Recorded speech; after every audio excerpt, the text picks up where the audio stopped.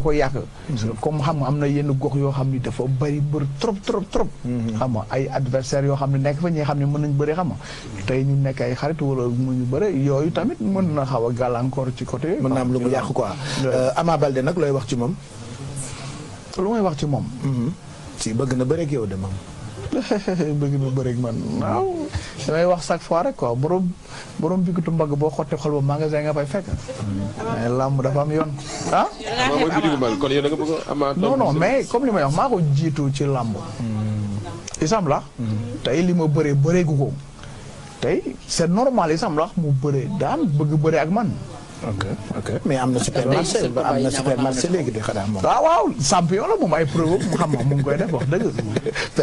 waaw xam nga li ma lay laaj mooy. dafa jóge ci Papa Sow tàllaloo loxo. ndax li nga taxawoo Papa Sow. premièrement indi woon na seen enjeu boobu. mu ngi naan Papa Sow su ma jógee ci yow ki may jël xam nga ko.